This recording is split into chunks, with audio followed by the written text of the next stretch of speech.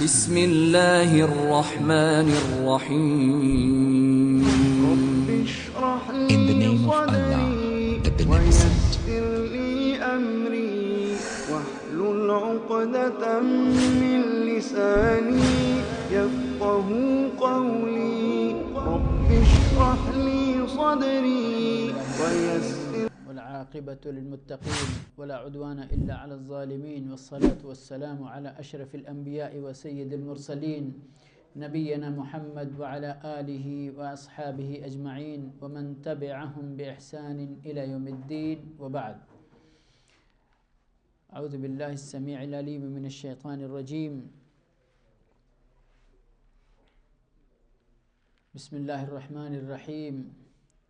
قل أعوذ برب الفلق من شر ما خلق ومن شر غاسق إذا وقب ومن شر النفاثات في العقد ومن شر حاسد إذا حسد. رب اشرح لي صدري ويسر لي أمري واحلل عقدة من لساني يفقه قولي رب زدني علما رب زدني علما رب زدني علما. اللهم أرنا الحق حقا وارزقنا اتباعه وأرنا الباطل باطلا وارزقنا اجتنابه. تمام تعریف اللہ رب العالمین کے لیے لائق و زیبا ہے، بعدہ صلاۃ و سلام نازل ہو آقا نامدار احمد مصطفیٰ محمد مصطفیٰ صلی اللہ علیہ وسلم پر بیش بہا بے شمار. حمد و صلاۃ کے بعد آج کا یہ درس کتاب التوحید کا 24واں باب ہے، اور باب کا عنوان ہے باب ما جاء فی السحر. باب ما جاء فی السحر. اور اس کے بعد کا جو 25 نمبر کا باب ہے وہ بھی سحر کے انواع، سحر کی قسمیں بیان کرنے کے تعلق سے ہے. تو انشاءاللہ آج کے اس قسط میں، آج کے اس درس میں اس باب کے ساتھ اس کے بعد کا باب بھی اختصار کے ساتھ انشاءاللہ اس کو شامل کر لیا جائے گا، کیونکہ سلسلہ کافی لمبا ہوتا جا رہا ہے. میں چاہتا ہوں کہ تھوڑا جلدی کر کے اس کتاب کو جلدی ختم کیا جا سکے، تاکہ انشاءاللہ اس کے بعد کوئی اور قیمتی اور مفید سلسلے کا آغاز ہو.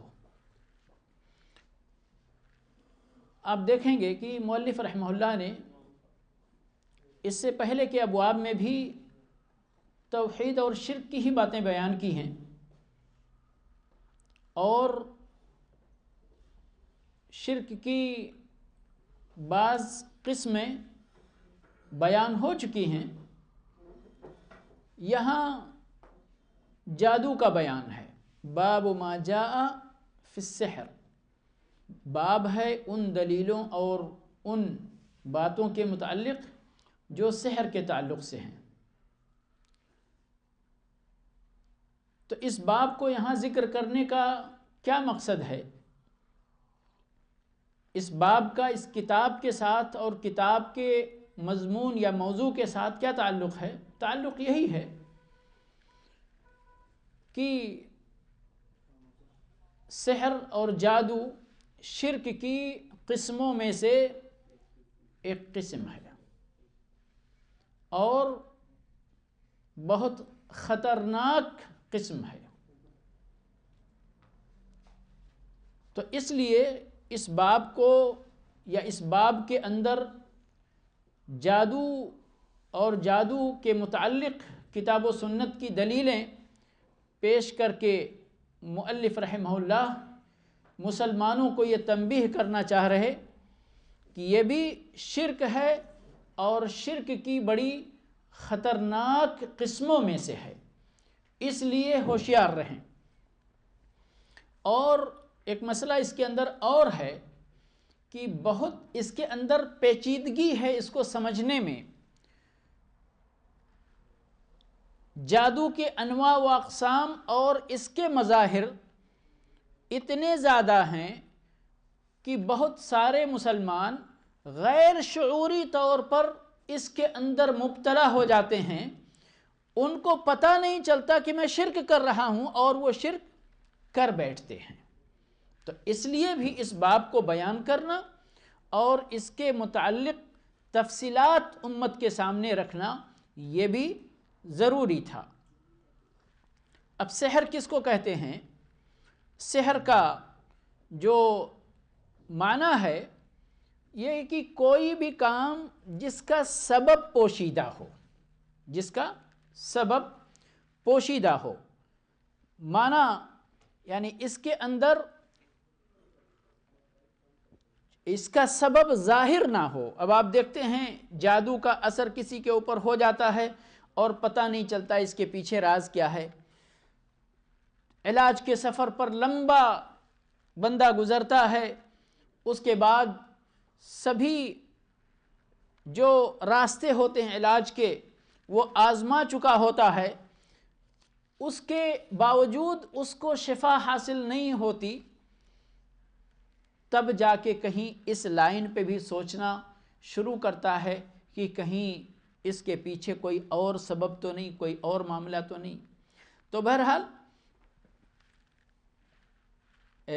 جادو یا سحر جس کا سبب پوشیدہ ہو، مخفی ہو، ظاہر نہ ہو، وہ چیز اثر انداز ہو جائے لیکن اس کے پیچھے راز کیا ہے پتہ نہ چلے، تو اس کو جادو کہا جاتا ہے۔ اور لغت عرب کے اندر بہت ساری چیزوں کو کہتے ہیں سحر کا وقت جو ہے یا صبح کا جو سحپہر ہوتا ہے وہ بھی کہتے ہیں کہ اس کا نام بھی اسی سے پڑا ہوا ہے کہ وہ بھی ایک مخفی چیز ہے، کیونکہ وہ آخری رات میں ہوتا ہے، لوگ اس وقت سو رہے ہوتے ہیں، سارے غفلت میں ہوتے ہیں، اور وہ سحر کا وقت آتا ہے اور نکل جاتا ہے، الا من رحم اللہ کہ جو اللہ رب العالمین کے لیے رات کے آخری حصے میں بیدار ہو کر اللہ کی عبادت کرتا ہے۔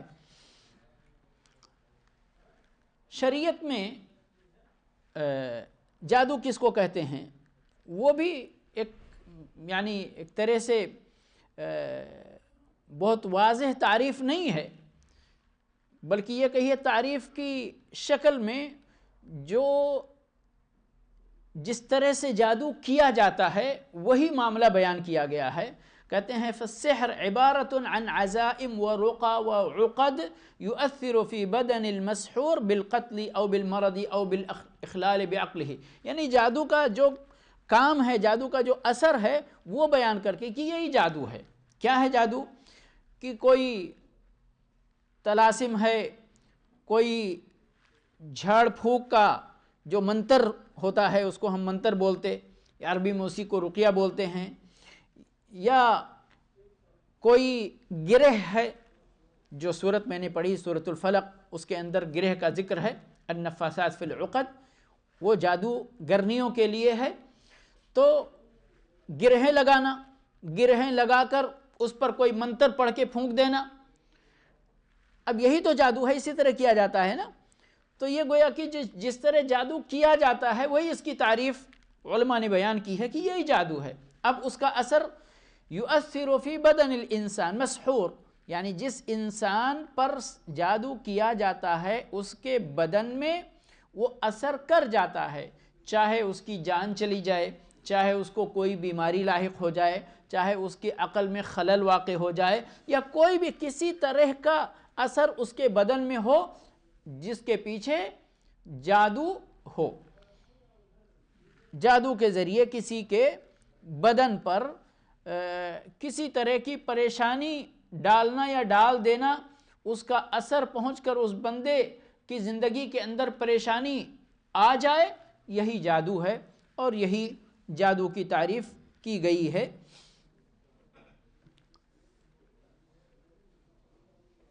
اب یہ جادو کا حکم کیا ہے شریعت کے اندر بیان کیا جا چکا ہے، لیکن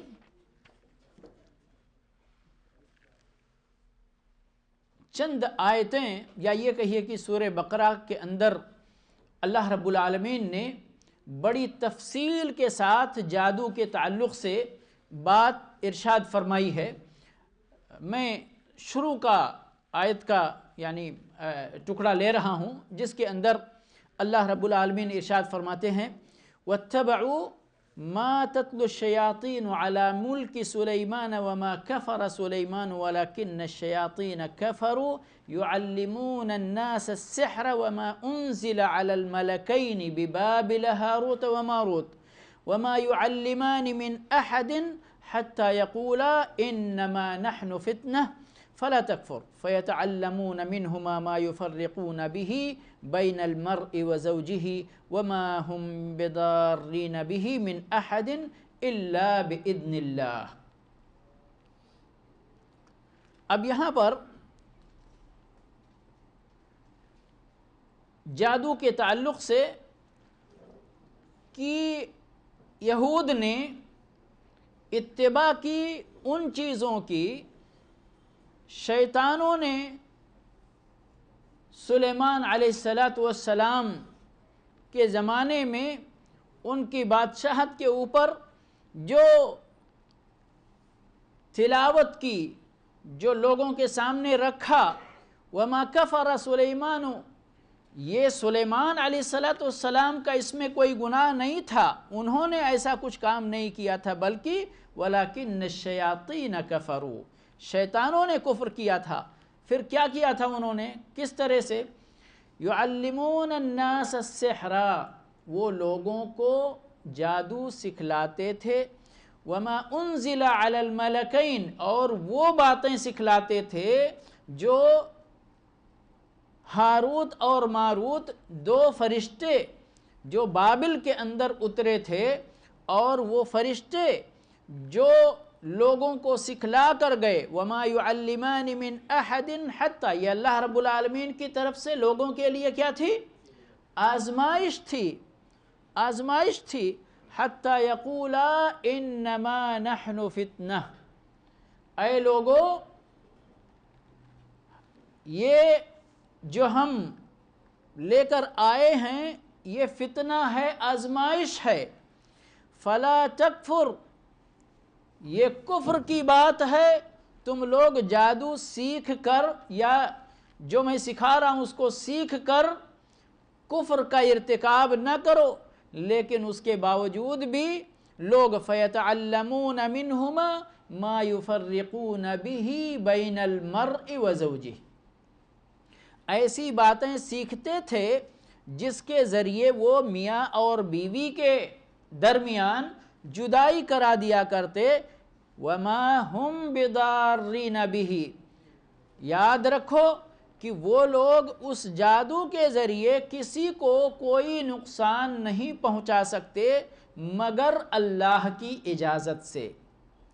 دیکھیے آیت کے اس ٹکڑے کے اندر کئی باتیں جادو کے تعلق سے ہیں جو یہ کہیے کہ جادو کے احکام کے طور پر ان کو دیکھا جا سکتا ہے۔ سب سے پہلی بات یہ ہے کہ وَمَا كَفَرَ سُلَيْمَانُ وَلَكِنَّ الشَّيَاطِينَ كَفَرُوا، جادو کس کی طرف سے ہے؟ شیطان کی طرف سے، اور جادو کا حکم کیا ہے؟ جادو شرک ہے، اور اس آیت کے بموجب جادو کفر ہے، جادو کفر ہے، اس کے اندر کوئی دو رائے نہیں، یہ قرآن کا نص ہم کو بتلا رہا ہے۔ جادو کا سیکھنا بھی کفر ہے اور جادو کا سکھانا بھی کفر ہے، جادو کا کرنا بھی کفر ہے اور جادو کروانا بھی کفر ہے، سمجھ گئے؟ يُعَلِّمُونَ النَّاسَ السِّحْرَ وَمَا أُنزِلَ عَلَى الْمَلَكَيْنِ بِبَابِلَ هَارُوتَ وَمَارُوتَ وَمَا يُعَلِّمَانِ مِنْ أَحَدٍ حَتَّى يَقُولَا إِنَّمَا نَحْنُ فِتْنَةٌ فَلَا تَكْفُرْ، ہم آزمائش کے لیے آئے ہیں، تم اس جادو کو سیکھ کر کفر کا ارتکاب نہ کرو۔ تو جادو سیکھنا سکھانا، کرنا کروانا، یہ چاروں باتیں کفر ہیں، شرک ہیں۔ اس کے بعد اس کے ذریعے جو بہت سارے نقصانات ہوتے ہیں، انہی میں سے ایک نقصان یہ ہوتا ہے کہ میاں بیوی کے درمیان جدائی بھی پیدا ہو جاتی ہے یا ہو سکتی ہے۔ لیکن اسی کے ساتھ ساتھ یاد رہے اللہ رب العالمین نے یہ تنبیہ فرما دی ہے کہ اللہ کی کائنات کے اندر حکم جس کا چلتا ہے وہ اللہ کا حکم چلتا ہے، بغیر اللہ کی اجازت کے، بغیر اللہ کی مشیت کے، بغیر اللہ کے حکم کے کوئی جادو بھی کسی کو نقصان نہیں پہنچا سکتا ہے۔ تو ہمیں یہ بات جادو کے تعلق سے جب بھی ہم یہ بات کہیں کہ جادو سے یہ نقصان ہوتا ہے، جادو سے یہ نقصان ہوتا ہے، جادو سے یہ نقصان ہوتا ہے، تو یہ بات ذہن میں رہے کہ یہ سبھی نقصانات منحصر ہیں اللہ کی اجازت پر، بغیر اللہ کی اجازت کے کوئی بھی جادو کسی کو نقصان نہیں پہنچا سکتا۔ اب اس کے پیچھے اللہ کی مشیت، اللہ کی کیا حکمت ہے، اور سب سے بڑی حکمت جیسے کہ ان جادو سکھلانے والوں نے جس کا اعلان کیا ہے کہ یہ آزمائش ہے۔ کیا ہے یہ؟ آزمائش ہے۔ جس پر جادو ہو جائے وہ بھی آزمائش میں مبتلا ہے، اور آزمائش میں بندے کو اگر کامیاب ہونا ہے تو اللہ رب العالمین کا مطیع، فرما بردار، تقوی کی راہ اختیار کرتے ہوئے ہی کامیاب ہو سکتا ہے۔ مثال کے طور پر اگر کسی کے اوپر جادو کا اثر ہو گیا، وہ جادو سے پریشان ہے، جادو کے اثر سے آزمائش میں مبتلا ہو گیا ہے، اب اس کو کیا کرنا چاہیے اس جادو سے چھٹکارا پانے کے لیے؟ اس کے پاس 3 راستے ہیں، یا یہ کہیے 2 راستے ہیں۔ صبر کی راہ اختیار کرتے ہوئے اللہ رب العالمین اللہ کے رسول صلی اللہ علیہ وسلم کے بتائے ہوئے طریقے کے مطابق جادو سے چھٹکارا حاصل کرنے کی کوشش کرنا، اور دوسرا راستہ ہے کہ وہ کسی کاہن کے پاس، کسی جادوگر کے پاس جائے اور جادو کی توڑ جادو کے ذریعے کروائے۔ ایک راستہ ایمان کا ہے، دوسرا راستہ شرک اور کفر کا ہے۔ کامیابی ایمان کی راہ پر چلنے میں ہے، اور جو بندہ ایمان کی راہ کو چھوڑ کر کفر کی راہ اختیار کر لیتا ہے، شرک کی راہ اختیار کر لیتا ہے، تو وہ گویا کہ اس آزمائش کے اندر، جس آزمائش میں اللہ رب العالمین نے اسے مبتلا کیا تھا، وہ بندہ کیا ہو گیا؟ ناکام ہو گیا۔ مختصر سی بات جادو کے سلسلے میں، مختصر سی بات سمجھ لیجئے۔ رہی بات، اور اللہ رب العالمین نے ان کے بارے میں جیسا کہ مؤلف کا طریقہ ہے کہ باب ٹائٹل باندھتے ہیں اور اس کے بعد اللہ رب العالمین کا کلام نقل کرتے ہیں، تو اسی آیت کا ٹکڑا آگے چل کے ہے وَقَوْلِ اللَّهِ تَعَالَى وَلَقَدْ عَلِمُوا لَمَنِ اشْتَرَاهُ مَا لَهُ فِي الْآخِرَةِ مِنْ خَلَاقٍ۔ لوگوں کو معلوم ہے، لوگوں نے یہ جان لیا ہے، کن لوگوں نے؟ جن لوگوں نے جادو کو سیکھا، جانتے ہیں وہ اس بات کو، لَمَنِ اشْتَرَاهُ، یقیناً جو کوئی بندہ بھی اس کو خریدے گا، مَا لَهُ فِي الْآخِرَةِ مِنْ خَلَاقٍ، اس کے لیے آخرت میں کوئی حصہ نہیں۔ اور آخرت کا حصہ کیا ہے؟ جنت ہے، جہنم سے نجات ہے، جنت کا حصول ہے، تو اس کو آخرت میں کچھ نہیں ملے گا۔ ہاں، دنیا میں کتنے ایسے لوگ ہیں جو جادوگری کا کام کرتے ہیں اور جادوگری کا انجام بھی معلوم ہے ان کو، لیکن کیوں کرتے ہیں؟ کیونکہ دنیا بڑی تیزی کے ساتھ ان کے قدموں میں گر رہی ہوتی ہے، اس لیے اس وقت نہ ایمان کی فکر ہے اور نہ آخرت کی فکر ہے، فکر اگر ہے یا ان کے سامنے اگر ہے تو صرف ایک بات ہے کہ دنیا ہماری قدموں میں ہے۔ انجام جانتے ہوئے بھی اس دنیا کو حاصل کرنے کے لیے وہ جادوگری کی راہ کو اختیار کرتے، جادوگری کرتے ہیں یا کرواتے ہیں۔ اللہ رب العالمین نے ایک اور جگہ فرمایا ہے وَيُؤْمِنُونَ بِالْجِبْتِ وَالطَّاغُوتِ، یہ آیت پہلے گزر چکی ہے، اور جبت کی وضاحت میں، اس کی تفسیر میں کہا گیا کہ اس سے مراد شرک ہے اور اس سے مراد سحر ہے، جادو ہے۔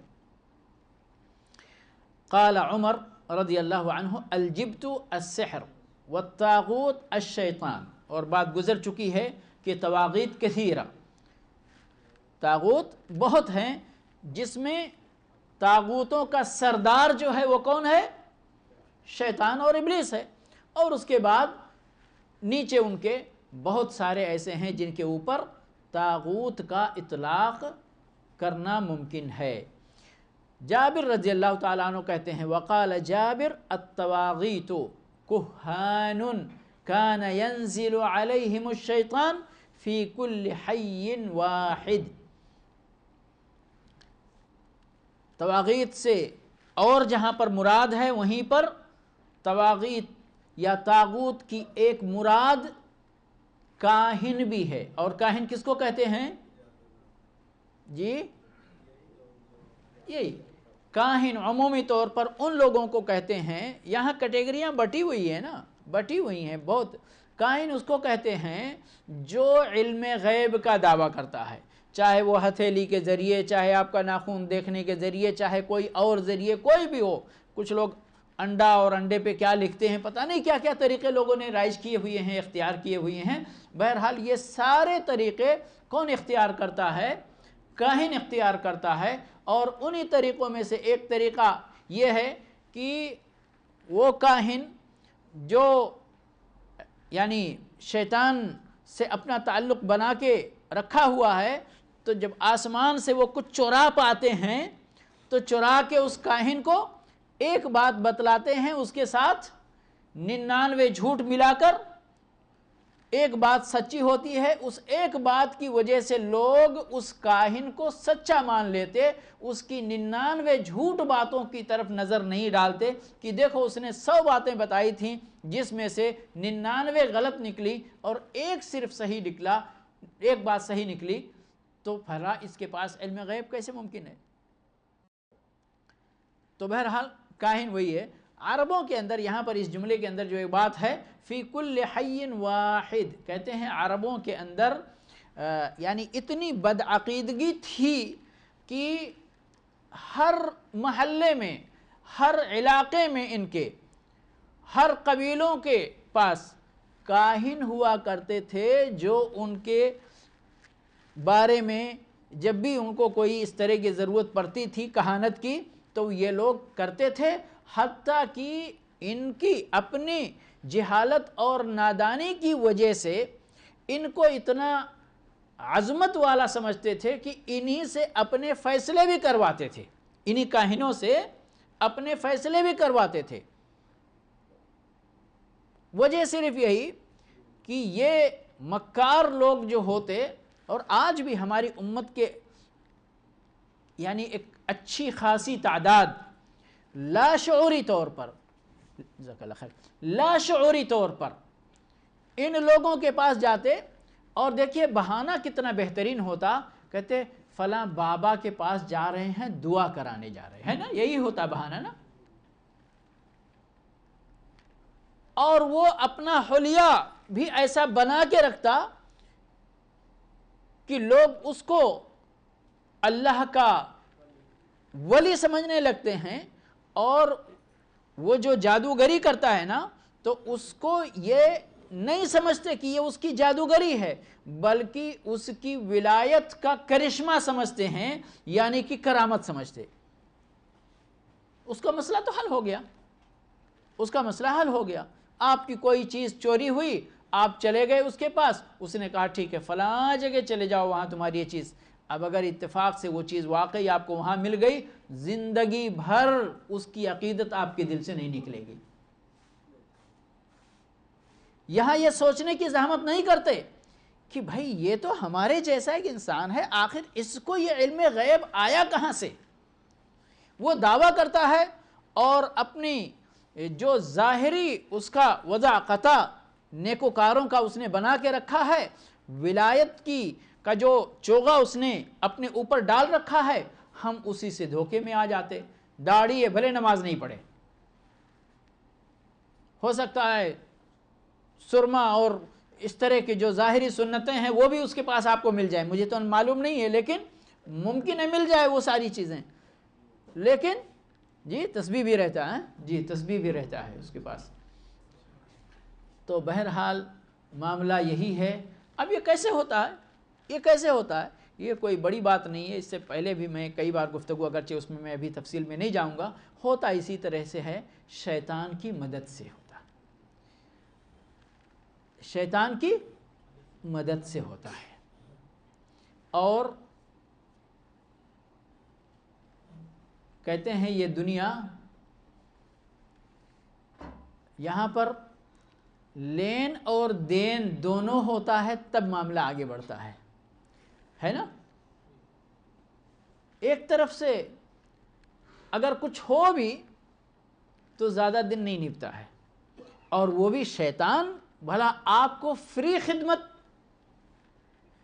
پرووائڈ کرے آپ کے لیے، یہ ممکن ہے؟ ناممکن ہے، ناممکن ہے۔ پھر کیا کرتا؟ یا جادوگر لوگ کیا کرتے؟ شیطان کی اطاعت، اللہ کی نافرمانی، شیطان کی پیروی، رسول اللہ صلی اللہ علیہ وسلم کی نافرمانی کرتے ہوئے شیطان جس شرک یا جس کفر کا اس جادوگر کو حکم دیتا ہے، یہ جادوگر شیطان کی بات مانتے ہوئے وہ شرک کرتا ہے، وہ کفر کرتا ہے، وہ اللہ کے غیر اللہ کے لیے قربانیاں دیتا ہے، چلے کاٹتا اور کیا کیا پتہ نہیں کیا کیا کرتا ہے۔ پھر جب شیطان کو یہ یقین ہو جاتا ہے کہ اب یہ میرا چیلا بن چکا ہے، اب یہ میرا چیلا بن چکا ہے، اب یہ میری خدمت، کیونکہ کفر کرا چکا ہوتا اس سے، شرکیات کا ارتکاب کرا چکا ہوتا اس سے،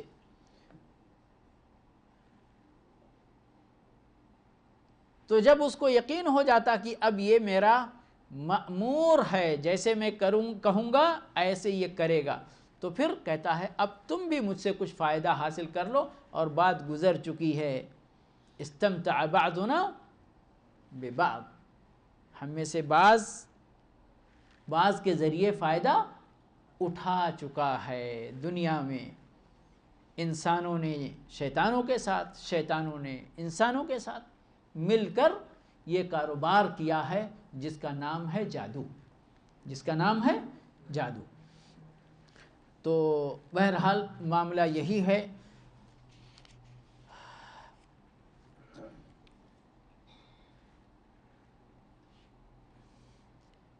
وعن ابی ہریرہ رضی اللہ تعالی عنہ، میں عربی نہیں پڑھتا ہوں، ترجمہ کرتے ہوئے چلتا ہوں۔ ابو ہریرہ رضی اللہ تعالی عنہ سے روایت ہے، فرماتے ہیں کہ اللہ کے نبی صلی اللہ علیہ وسلم نے فرمایا اجتنبوا السبع الموبقات، اجتنبوا بچو، دور رہو، پرہیز کرو، ان کے قریب بھی نہ جاؤ۔ کیا چیزیں ہیں یہ؟ 7 ایسے گناہ جو بندے کو ہلاک کرنے والے ہیں، الموبقات، جو بندے کو تباہ و برباد اور ہلاک کر دینے والے ہیں۔ قالوا یا رسول اللہ وما ہن، اے اللہ کے رسول صلی اللہ علیہ وسلم یہ 7 گناہ کون سے ہیں؟ آپ صلی اللہ علیہ وسلم نے فرمایا الشرک باللہ، اللہ کے ساتھ شرک کرنا۔ دوسرے نمبر پر فرمایا والسحر، والسحر جادو۔ اب یہاں جادو بھی شرک اور کفر کی ایک قسم ہے، تو اس کو اسپیشلی کیوں ذکر کیا اللہ کے نبی صلی اللہ علیہ وسلم نے؟ کہتے ہیں یہ عطف الخاص علی العام، چونکہ امت کو اس خاص شرک سے تنبیہ کرنا نبی صلی اللہ علیہ وسلم کو مقصود تھا، اس لیے آپ نے شرک کا عمومی ذکر کیا، اور پھر اس جو جادو کے پردے میں لپٹا ہوا شرک اور کفر تھا اس سے لوگوں کو ڈرانے کے لیے الگ سے ذکر کیا۔ فرمایا والسحر وقتل النفس التي حرم اللہ الا بالحق، اور کسی کی ناحق جان لینا، ناحق جان لے لینا، قتل کر دینا، مرڈر کر دینا، یہ بھی مہلکات، ہلاک کرنے والے کبیرہ گناہوں میں سے ہے۔ وَأَكْلُ الرِّبَا، اور سود کھانا، سود کھانا یہ ہلاک کرنے والے گناہوں میں سے ایک ہے، اس لیے ہمیں خبردار رہنا چاہیے اور اس دھوکے میں نہیں پڑنا چاہیے کہ یہ تو فائدہ ہے، یہ انٹرسٹ ہے۔ بہت سارے لوگ کہتے مولوی صاحب اس میں پریشانی کیا ہے آپ کو کہ ہم نے کسی سے پیسہ لے لیا، اب ہم بزنس کر رہے ہیں تو اس پیسے سے ہم بھی فائدہ اٹھا رہے ہیں اور تھوڑا سا فائدہ جس کا پیسہ ہے اس کو بھی پہنچا رہے ہیں، حرج کیا ہے اس میں؟ لیکن اللہ رب العالمین نے اس کا جواب دیا ہے، وَأَحَلَّ اللَّهُ الْبَيْعَ وَحَرَّمَ الرِّبَا۔ آپ کو نہیں معلوم کہ اس کے اندر خطرہ کدھر ہے، اور اگر آنکھ کھول کر ہم اپنے معاشرے کے اندر زندگی گزارتے، آنکھ کھول کر، نصیحت والی آنکھ لے کر، تو ہمیں سود کی برائیوں کا بھرپور علم رہتا، اور جو نقصانات ہیں، کیونکہ ہم تو دین کی زبان میں جو ہمارے کہتے ہیں، بہت سارے لوگ کہتے ہیں نا کہ وہ مرنے کے بعد والا تو ہم نے دیکھا تھوڑی ہے، نعوذ باللہ، کلمہ کفر ہے یہ، ہم نے دیکھا تھوڑی ہے، دیکھا جائے گا مرنے کے بعد، تو ہم دنیا کی زبان سمجھتے ہیں نا، اس لیے ہم کہتے ہیں تھوڑی دیر کے لیے ہم تمہارے ساتھ فرض کر لیتے ہیں دنیا میں ہی، اور اللہ رب العالمین کی یہ حکمت ہے اپنی شریعت کے اندر کہ اللہ رب العالمین نے اپنے بندوں کے لیے وہ تمام چیزیں حرام کر رکھی ہیں جن کا نقصان آخرت سے پہلے اس دنیا میں ہوتا ہے۔ تو یہ نہ سمجھیں کہ جن چیزوں کو اللہ رب العالمین نے حرام کر رکھا ہے اس کا نقصان صرف ہم کو آخرت میں ملنے والا ہے، آخرت میں تو ملنے ہی والا ہے، لیکن دنیا ہی میں اس کا نقصان اللہ رب العالمین دکھا دیتا اور ہماری نگاہوں کے سامنے ہے۔ شرط یہ ہے کہ ہم ذرا نصیحت والی آنکھ لے کر زندگی گزاریں، دل کھول کر، بصیرت جس کو کہتے ہیں نا، بصیرت کے ساتھ زندگی گزاریں۔ آپ اپنے آس پڑوس میں دیکھیں گے کتنے لوگوں کے کاروبار تہس نہس ہو گئے صرف اور صرف سود کا قرض لینے سے۔ وہ دیکھیں سبحان اللہ، ایک بات ایسے ذہن میں ابھی آ گئی، تو وہ ہمارے کسانوں کے یونین کا وہ کیا ہے ٹکٹ ہے نا، تو اس کو بھی یہ بات سمجھ میں، دیکھیں چونکہ کچھ چیزیں ایسی ہوتی ہیں کہ جو جس کے پاس بھی عقل سلیم ہے وہ سب پہچانتے، دنیاوی برائیاں، جیسے میں نے کہا نا آخرت سے پہلے جو دنیاوی برائیاں ہیں وہ پہچانتے۔ اتفاق سے میں ایک اس کا انٹرویو پڑھ رہا تھا، سن رہا تھا، تو اس نے جو اینکر اس نے کہا کہ دیکھو گورنمنٹ نے تو قرضوں کے دروازے کھول دیے ہیں کسانوں کے لیے، قرضوں کے دروازے کھول دیے کسانوں کے لیے، کسان اپنا آلات اوزار خریدے گا، کھیتی شان سے کرے گا۔ تو اس نے کہا کہ ہم کو یہ سودی قرض نہیں چاہیے، کیونکہ ہم دیکھ چکے ہیں کتنے لوگوں نے سودی قرض لیا، جس کھیت کو سنوارنے کے لیے قرض لیا تھا اس کھیت کو بیچ کر قرض ادا کرنا پڑا، اس کھیت کو بیچ کر قرضہ ادا کرنا پڑا۔ ہم کو تو چاہیے ہم جو فصل اگاتے ہیں اس کی اچھی قیمت دے دو تاکہ ہم کو قرضہ لینا ہی نہیں پڑے، ہم کو سودی قرضہ لینا ہی نہیں پڑے۔ ہم کو کیوں ایک طرف سے ہمارے اناج کو بالکل فری بھاؤ سے تم لے رہے ہو اور دوسری طرف قرض دے رہے ہو، ادھر سے بھی خسارہ ادھر سے بھی خسارہ۔ تو بہرحال سود پر یعنی چونکہ ایک عام لعنت ہمارے درمیان پھیل چکی ہے، اس لیے تھوڑی سی، نہیں تو وقت نہیں ہے، میں آگے سرسری گزرنا چاہتا ہوں۔ وَأَكْلُ مَالِ، اور یہ سبھی جو 7 الموبقات اللہ کے نبی صلی اللہ علیہ وسلم نے ان 7 کبیرہ گناہوں کا جو ہلاک کرنے والے کبیرہ گناہ ہیں ان کا ذکر کیا، یہ ہر عنوان، ہر لفظ جو ہے، ہر گناہ ایک مضمون ہے، اس کے لیے باقاعدہ شریعت کی کتاب و سنت کی دلیلیں ہیں، قرآن کی آیت کی شکل میں، نبی صلی اللہ علیہ وسلم کے فرمان اور احادیث کی شکل میں، سلف صالحین کے اقوال کی شکل میں اور تجربات۔ وَأَكْلُ مَالِ الْيَتِيمِ، اور یتیم کا مال کھانا، ناحق کسی کا بھی مال کھانا حرام ہے، لیکن یتیم کا مال کھانا اس کی شدت اس لیے بڑھ جاتی ہے کہ یہ یتیم ہے، یہ مسکین ہے، وہ اپنے مال کی حفاظت کرنے کی طاقت نہیں رکھتا، اور آپ کو، اور یہ بطور خاص ان لوگوں کے لیے ہے جو کسی یتیم کی کفالت کی ذمہ داری لے لیتے ہیں۔ ایک بندہ ہے، اس کے باپ کا بزنس تھا، کھیتی باڑی تھی، اور جو بھی وراثت میں مال چھوڑ کے گئے اس کے والدین، لیکن وہ ابھی چھوٹا ہے، اپنے مال کی دیکھ ریکھ نہیں کر سکتا۔ اب اس کے خاندان میں سے ہی یا خاندان سے باہر جو بھی متعین کیا گیا، اب اس نے سمجھا یہ تو اب ہم کو اچھا موقع مل گیا ہے،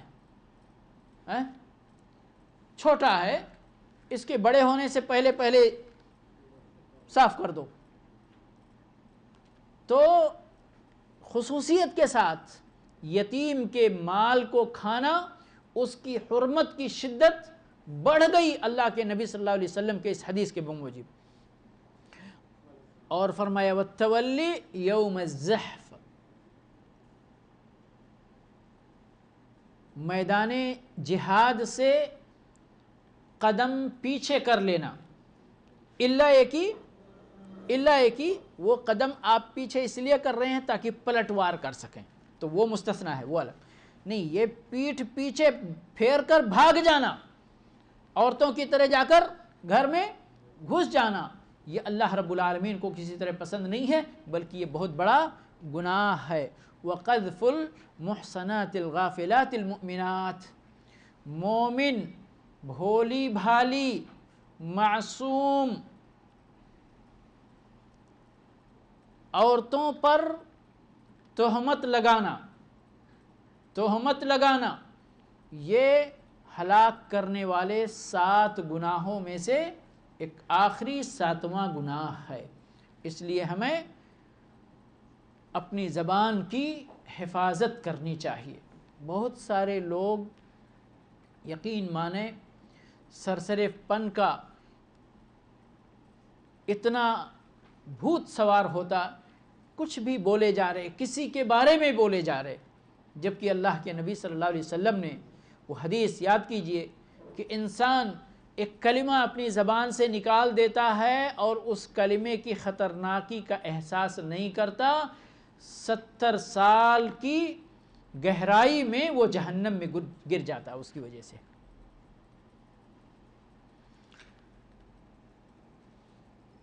ایک اور روایت جندب رضی اللہ تعالیٰ عنہ سے ہے، فرماتے ہیں حد الساحر ضربۃ بالسیف، رواہ الترمذی وقال الصحیح انہ موقوف۔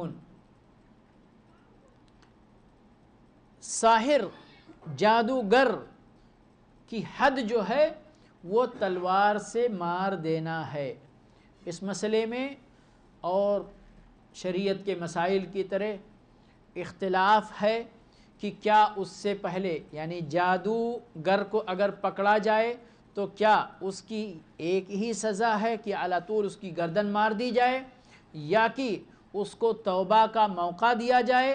علماء نے بہت بحث کرنے کے بعد یہ جو اس کتاب کے شارح جو شیخ صالح الفوزان حفظہ اللہ، انہوں نے کہا راجح بات یہی ہے کہ بھلے ہی توبہ کر لے جادوگر، لیکن اس کو قتل کیا جائے گا، اور اس کے پیچھے جو سبب بیان کیا ہے، ایک تو کہتے ہیں بھیڑیے کے دانت میں اگر خون لگ جائے تو باز نہیں آتا، اس کو جب بھی موقع ملے گا تو وہ اپنا کام کرے گا۔ تو زیادہ خدشہ اس بات کا ہے کہ یہ توبہ کرے گا، ظاہری طور پر توبہ کرے گا، حقیقت میں توبہ نہیں کرے گا الا ماشاء اللہ۔ لیکن کہتے ہیں اگر توبہ سچی بھی کر لے، ہمیں اس کے دل کو چیر کر دیکھنے کا اختیار نہیں ہے، لیکن خطرہ ہے کہ اس کا شر پھیلے گا دنیا کے اندر، لوٹ بھی سکتا ہے۔ انسان توبہ کرتا ہے، پھر جس برائی سے توبہ کرتا ہے اس برائی میں واپس نہیں آتا ہے، آ جاتا ہے واپس کبھی کبھی، ہے نا؟ تو اس کی برائی اس لائق نہیں ہے کہ اس کو چھوڑا جائے، سچی ہی توبہ کیوں نہ ہو، لیکن پھر واپس آ کر پھر جادو کا کام کرنا شروع کر دے۔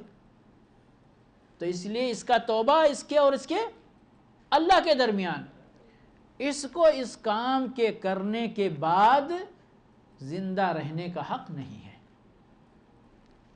کتنی بڑی بات ہے، معمولی بات نہیں ہے۔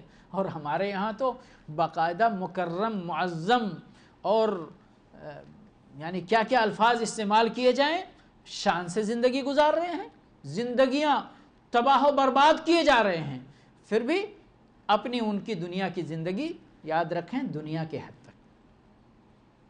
اگر واقعی سچی توبہ نہیں کیا تو آگے ان کی زندگی آخرت کی جو برباد ہوتی ہے وہ تو ہوتی ہی ہے، نسل بھی برباد ہوتی ہے، کیونکہ حرام کمائی کھلا کر بچوں سے آپ خیر کی امید نہیں رکھ سکتے۔ لیکن بہرحال اللہ تعالی ہم لوگوں کو سمجھ دے جو ہم لوگ اس چیز کو پذیرائی دے رہے ہیں۔ وفي صحیح البخاری عن بجالہ ابن عبدہ، صحیح بخاری کے اندر ہے، بجالہ ابن عبدہ سے مروی ہے، کہتے ہیں کہ عمر ابن الخطاب رضی اللہ تعالی عنہ نے اپنے گویا کی سلطنت اور مملکت کے اندر اپنے گورنروں کو لکھا تھا ان اقتلوا کل ساحر و ساحرہ، ہر جادوگر مرد اور جادوگر عورت، جادوگر اور جادوگرنی کو قتل کرو، چھوڑنا نہیں ہے، معاف نہیں کرنا، بھلے توبہ کرے۔ قال فقتلنا 3 سواحر، ہم نے 3 جادوگرنیوں کو قتل کیا۔ وصح عن حفصہ، حفصہ رضی اللہ تعالی عنہ سے صحیح مروی ہے کہ انہوں نے اپنی ایک لونڈی کو قتل کرنے کا حکم دیا تھا جس نے جادو کر دیا تھا ان کے اوپر، فقتلت، تو اس کو قتل کیا گیا تھا۔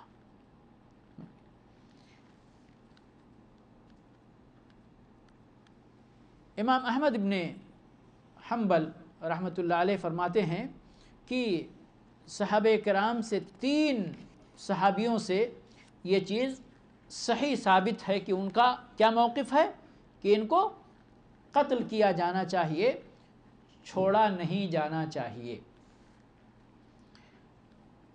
ایک مسئلہ عرضاً، نبی صلی اللہ علیہ وسلم کے بارے میں کہ آپ کے اوپر جادو کیا گیا، بہت سارے لوگ انکار کرتے ہیں نا، ہماری امت کے اندر بہت سارے لوگ ایسے ہیں کہ جو انکار کرتے ہیں کہ بھلا نبی صلی اللہ علیہ وسلم پر جادو کیسے ہو سکتا ہے۔ یہیں پر ایک چیز مجھے یاد آ گئی، جادو کی 2 قسمیں ہوتی ہیں، جادو کی 2 قسمیں۔ ایک جادو تو وہ ہے جو حقیقت میں اس کا اثر نہیں ہوتا ہے، صرف اس کا اثر تخیل اور خیال اور ہماری نگاہوں تک ہوتا ہے، اور ہماری نگاہ، وہ بھی جادو ہے، یاد رکھیں وہ بھی جادو ہے، شعبدہ بازی ہے، کچھ چال بازی ہے، اور کچھ جادو ہی ہوتی ہے، لیکن اس کا اثر، مثال کے طور پر وہ گاؤں میں مداری آتے دکھانے نا، اس میں سے بہت سارے لوگ تو بندر بندریا لے کے آتے ہیں، اور بہت سارے لوگ جادو کی کچھ ٹرک کرتے ہیں، کچھ اس میں شعبدہ بازی بھی ہوتی ہے، اور کچھ جس کو ہم دوسری زبان میں اپنی زبان میں بولتے کیا، نظر بندی کر دیتے ہیں، وہ سمجھ گئے، نظر بندی۔ تو یہ جادو کی ایک وہ قسم ہے جس میں نظر بندی ہوتی ہے، یعنی ان کا اثر جو ہوتا ہے وہ فوری طور پر جو مشاہدین اس وقت ہوتے ہیں موجود، ان کی نظر پر ان کا قبضہ ہوتا ہے، اور جو جس طرح چاہتے ہیں ان کی نظر میں وہ چیز آتی ہے، یقیناً شیطان کی مدد سے۔ لیکن آپ دیکھتے ہیں کہ مداری دیکھنے والے یا جو گاؤں میں جادو دکھانے آتے ہیں، اس مجلس میں اس کا جادو دیکھنے والے جو لوگ موجود ہیں ان کو کسی کو نقصان پہنچتا؟ وہ مجلس ختم ہوئی، لوگ اپنے اپنے گھر گئے، کسی کو کوئی نقصان نہیں پہنچا، ہے نا؟ تو یہ ہے وہ جادو جو صرف تخیل والا جادو ہے۔ لیکن وہ جادو جو ابھی آیت میں ذکر ہوا کہ کچھ میاں اور بیوی کو الگ کر دیتے ہیں، تو یہ بھی جادو ہے۔ کسی کو یعنی بدن کے سارے چیک اپ کرا ڈالیے، بیماری کے جو اسباب ہوتے ہیں یا جو علامتیں ہوتی ہیں طبی نقطۂ نظر سے، وہ کوئی علامت آپ کو نہیں ملے گی، لیکن ہمیشہ اس کا سر درد کرے گا، ہے نا؟ ہمیشہ کچھ پریشانی رہے گی، ہمیشہ کچھ۔ تو یہ کیا ہے؟ یہ وہ حقیقی جادو ہے کہ جس کا اثر انسان کو پہنچتا ہے اور جس کا نقصان ہوتا ہے، لیکن یاد رہے نقصان کب ہوگا؟ جب اللہ چاہے گا، جب اللہ کی اجازت ہوگی۔ اس کائنات کے اندر کوئی بھی حرکت، کوئی بھی کام بغیر اللہ کے حکم کے نہیں ہوگا۔ عیسیٰ علیہ السلام کے معجزات کے اندر کتنے بڑے بڑے معجزے ہیں، چڑیا بنایا، زندہ کر دیا، مردوں کو زندہ کر دیا، بیماروں کو اچھا کر دیا، صرف ہاتھ پھیرنے سے۔ لیکن وہاں بھی آپ دیکھیں گے، نوٹ کریں گے، اللہ رب العالمین نے جہاں ان چیزوں کا ذکر کیا تو بِإِذْنِ اللہ بِإِذْنِ اللہ بِإِذْنِ اللہ ذکر کیا۔ اب کوئی یہ نہ کہے کہ یہ عیسیٰ علیہ السلام کے ان کی اپنی طاقت تھی، نہیں، یہ اللہ رب العالمین کی طرف سے معجزہ تھا جو اللہ رب العالمین نے ان کے ہاتھوں سے ظاہر فرمایا تھا، بس اتنی سی بات ہے۔ تو کمال اس میں ان کا نہیں بلکہ کمال اللہ تبارک و تعالیٰ کا تھا۔ جی، تو بات کہاں سے نکلی؟ نبی صلی اللہ علیہ وسلم کے جادو سے نکلی تھی۔ جی، تو بہت سارے لوگ کہتے ہیں نہیں نبی صلی اللہ علیہ وسلم کو کوئی جادو نہیں ہوا تھا، جبکہ یہ بات صحیح ہے، صحیح روایتوں سے ثابت ہے، اور قل اعوذ برب الفلق اور قل اعوذ برب الناس، یہ دونوں صورتوں کے نزول کا سبب یہ بتایا جاتا ہے کہ اللہ کے نبی صلی اللہ علیہ وسلم کی رقیہ کے طور پر، اور جبریل علیہ السلام باقاعدہ نازل ہوئے، انہوں نے رقیہ کیا، اور پھر اس کے بعد میں نبی صلی اللہ علیہ وسلم پر جہاں پہ جادو کر کے دفن کیا گیا تھا اس کنویں کے اندر، لبید ابن عاصم جو یہودی جادوگر تھا اس نے کیا ہوا تھا، اور باقاعدہ اس کی تفصیل احادیث کی کتابوں میں موجود ہے، اس کا انکار نہیں کیا جا سکتا۔ انکار کیوں کیا جاتا ہے بھائی؟ اللہ کے نبی صلی اللہ علیہ وسلم کیا بشر نہیں تھے؟ تھے نا، بشر، انسان تھے نا، ہاں، آپ نبی تھے۔ یاد رکھیں، ان چیزوں کا اثر آپ کی نبوت اور تبلیغ رسالت پر نہیں پڑ سکتی، کیونکہ وہ چیز اللہ رب العالمین نے اپنی رحمت سے معصوم کیا ہوا ہے، اس میں نہیں۔ لیکن آپ انسان تھے، آپ بشر تھے، جس طرح انسان کو بھوک لگتی، آپ کو بھوک لگتی تھی، کھانا کھاتے تھے، بھوک ختم ہو جاتی تھی۔ جس طرح عام لوگوں کو پیاس لگتی، آپ کو بھی پیاس لگتی، پانی پیتے، پیاس ختم ہو جاتی۔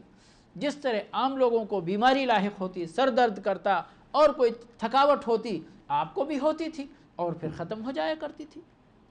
تو یہ بھی تو بیماری کی ایک قسم ہے، یہ بھی ایک تکلیف ہے جو آپ کو لاحق ہوئی اور ختم ہو گئی، پھر اللہ رب العالمین نے جب چاہا تب۔ تو اس میں مطلب اس کو بہت دور کی بات سمجھنے کی ضرورت نہیں ہے۔ اللہ رب العالمین نے وہ تمام عوارض جو ایک انسان کے لیے روا ہیں اپنے نبی کے لیے بھی روا رکھا تھا، سوائے اس کے کہ تبلیغ رسالت میں آپ سے کوئی غلطی نہیں ہو سکتی، کیونکہ اس کے لیے اللہ رب العالمین نے آپ کو معصوم کر رکھا۔ تو یہ ایک الگ مسئلہ ہے، اور شاید انکار کرنے والوں کے دل میں یہی بات ہو کہ اس سے آپ کی نبوت پر فرق پڑے گا۔ نہیں، نہ آپ کی نبوت پر فرق پڑے گا، نہ رسالت پر فرق پڑے گا، نہ خاتم النبیین ہونے پہ فرق پڑے گا، نہ آپ کی تبلیغ رسالت پر، اور نہ رسالت کے حفاظت پر، کسی چیز پر۔ اِنَّا نَحْنُ نَزَّلْنَا الذِّكْرَ وَإِنَّا لَهُ لَحَافِظُونَ۔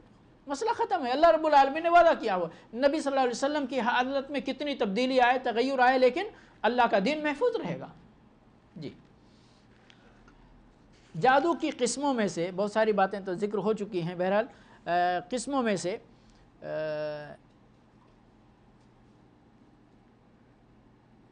بیان کیا گیا، ان العیافۃ والطرق والطیرہ من الجبت، کہتے ہیں عیافہ اور طرق اور طیرہ یہ جبت میں سے ہے، یعنی یہ جادو میں سے ہے، جادو کی قسموں میں سے ہے۔ عیافہ کس کو بولتے؟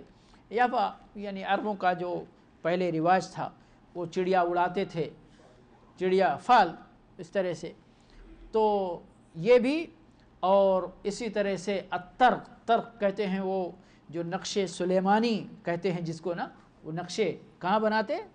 زمین پر بناتے، اور ابھی تو کاغذ پہ بھی بناتے ہیں، تعویذوں میں بھی بنا کے، کچھ نہیں لکھتے ہیں، وہ صرف خانے بنا کر کے کچھ ادھر ادھر کر کے آئیں بائیں مار کے اور دے دیتے ہیں، اور پہننے والا شوق سے پہن لیتا ہے، اس کے ذریعے ہماری حفاظت ہوگی، اس کے ذریعے ہمارے بیٹے کو کچھ نہیں ہوگا۔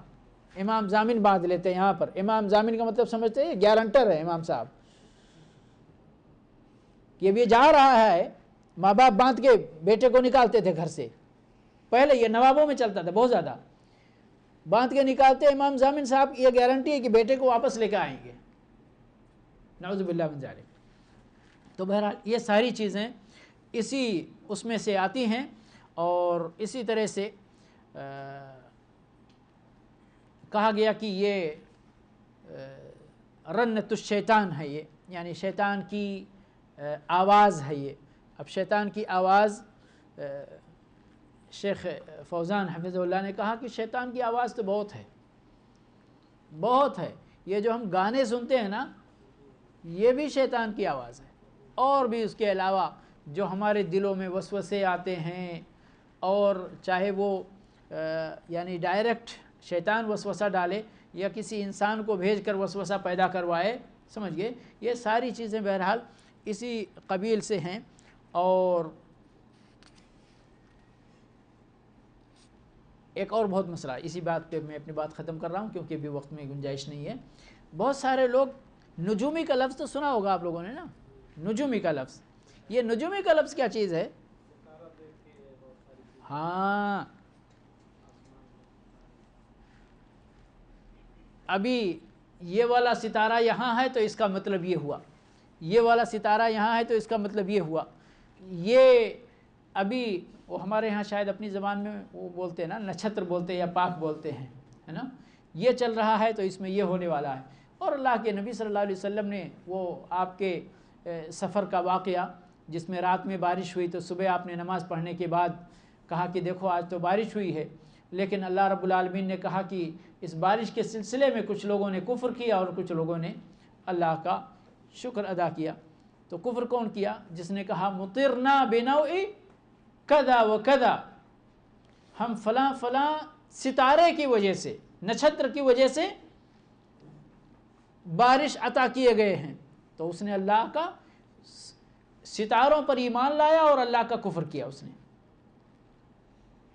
اور جس نے کہا کہ ہم کو بارش ملی ہے اللہ رب العالمین کے فضل اور اس کے عطا سے، تو اس نے گویا کہ وہ ایمان اور اللہ کا شاکر رہا ہے۔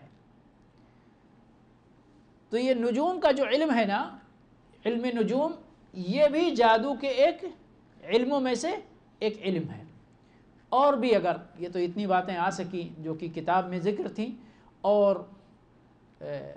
اگر اور یقیناً میں سمجھتا ہوں کہ جادو کی قسمیں اسی میں محصور نہیں ہوں گی، اس کی اور بھی مختلف بہت ساری شکلیں ہو سکتی ہیں جو ہم آنکھ کھول کر اپنے ان شعبدہ بازوں کو اور ان ڈھکوسلے بازوں کو اگر دیکھیں، اچھی طرح سے ان کی نگرانی کریں، تو بہت ساری شکلیں ہمارے سامنے آ سکتی ہیں۔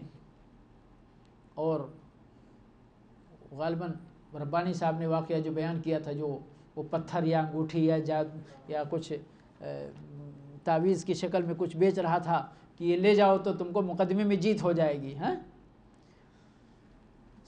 ان لوگوں نے تدبیر کر کے ایک کو پہلے بھیجا، پہلے پوچھ لیا اچھی طرح، ہاں ہو جائے گی، واقعی ہماری جیت ہو جائے گی، ہاں 100% تمہاری جیت ہو جائے گی۔ ایک کو پہلے خریدوا دیا، اور بعد میں دوسرے گئے خریدنے، اس کے بعد اشارہ کیا، کہا دیکھو میری لڑائی، میرا مقدمہ اسی کے ساتھ ہے، جس کو تم نے ابھی دیا ہے 2 منٹ پہلے، اسی کے ساتھ ہمارا مقدمہ ہے، تو کون جیتے گا آپ بتاؤ؟ تو اس نے کہا بھائی خاموشی کے ساتھ یہ اپنے پیسے واپس لے لو اور پیٹ پر لات نہیں مارو۔ یہ پیٹ پر لات مارنے والا جو مسئلہ ہے نا میرے بھائی، یہ واقعی ایسا مسئلہ ہے کہ بہت سارے لوگوں کا ایمان اسی سے پھسل جاتا ہے۔ اللہ پر ایمان نہیں، اللہ کے رازق ہونے کا، اللہ کے رزاق ہونے پر ایمان نہیں، وہ سمجھتے ہیں ہم اسی چیز پر جو ہے ہم جی رہے ہیں اور یہی ہمارا ذریعہ معاش ہے۔ اور جیسے جو میں نے اپنی آنکھوں سے بمبئی میں جب 1 ہی 2 بار بمبئی گیا ہوں، زیادہ گیا نہیں ہوں، تو بامبے وی ٹی پہ اتر کے میں ذرا کچھ پیدل چلتا تھا، تو وہاں پہ چوڑی سی سڑک تھی، کیا کون سی جگہ معلوم نہیں، وہاں پر طوطا رکھ کے بیٹھے ہوئے ہوتے تھے اور کیا کیا کیا کیا، تو وہ سب قسمت کا حال۔ غالباً توسل کی جو کتاب ہے، یا الوسیلہ کے نام سے علامہ البانی رحمۃ اللہ علیہ نے کتاب لکھی ہے، کہتے ہیں ان لوگوں کی عقل پہ ماتم کرنا چاہیے کہ اپنی قسمت کا حال طوطے سے معلوم کرتے۔ سبحان اللہ، یعنی طوطا گویا کہ تم سے افضل ہے یا نہیں؟ تعجب کی بات ہے نہیں کہ ہماری عقل پہ ماتم کرنا چاہیے۔ طوطا وہ کارڈ اٹھاتا ہے، سکھایا ہے، وہ کارڈ اٹھا کے لا کے رکھ دیا، ہاں تمہارا نصیب تو بہت اچھا ہے، ہم خوش ہو کے چلے آئے، پیسہ بھی دیے، خوش ہو کے چلے آئے۔ کہتے ہیں اگر وہ اس کو اتنا زیادہ وہ ہوتا تو وہ سڑک پر بیٹھ کر وہ طوطا رکھ کے آپ سے وہ 10-5 روپے کا انتظار کرتا۔ جی ہاں، وہی اسی نے۔ اور ایک اور تھوڑا صبر کیے ہیں تو مزیدار واقعہ اور ہے، پاکستان کا میں نے بہت پہلے پڑھا تھا، ایک اہل حدیث عالم تھے، تو صبح ہی صبح بالکل یعنی کہ فجر کی نماز کے تھوڑی دیر کے بعد ایک بندہ آواز لگاتے ہوئے جا رہا تھا کہ ہاتھ دکھا لو، قسمت کا حال معلوم کر لو۔ تو انہوں نے بلایا، کمرے میں بلایا اور بلا کے خوب پیٹا، خوب مارا۔ مارنے کے بعد پھر اس کو لا کے بہترین ناشتہ کرایا، کھانا کھلایا اور سب کچھ۔ تو اس بندے کو بڑا تعجب، ارے یہ تو بڑا یعنی عجیب آدمی ہے، مارتا بھی ہے اور کھلاتا بھی ہے۔ تو انہوں نے بتایا کہ مارا ہم نے اس لیے، پوچھا بھئی آپ نے مجھے مارا بھی اور کھانا بھی کھلا رہے ہیں، تو کہا مارا اس لیے کہ تم کو پتہ چل جائے کہ اگر تم کو بھئی قسمت کا حال دوسرے کا بتا رہے ہو نا، تم کہہ رہے ہو دوسرے کا، اب تم کو اتنا نہیں معلوم کہ ابھی 2 منٹ کے بعد میرے ساتھ کیا ہونے والا ہے، تو تم دوسروں کا حال کیسے بتا رہے ہو؟ اس لیے میں نے پیٹ کر تم کو اس چیز کا، یہ تمہاری اصلاح کی ہے۔ کھانا اس لیے کھلایا کہ یہ جو تم ڈھکوسلے بازی کر رہے ہو نا، یہ پیٹ کی خاطر کر رہے ہو، ہمیں معلوم ہے، اس لیے تم کو کھانا کھلایا۔ تو بہرحال 10 اسی کے ساتھ ختم ہو رہا۔ اللہ رب العالمین ہمیں ہمارے عقیدے کی اصلاح فرمائے، پروردگار ہمیں شرک سمجھنے اور شرک سے دور رہنے کی توفیق عطا فرمائے، توحید کو سمجھنے اور توحید کو اپنا حفظ جان بنانے کی توفیق عطا فرمائے۔ وآخر دعوانا الحمدللہ رب العالمین، وصلی اللہ علی نبینا محمد وعلی آلہ وأصحابہ أجمعین۔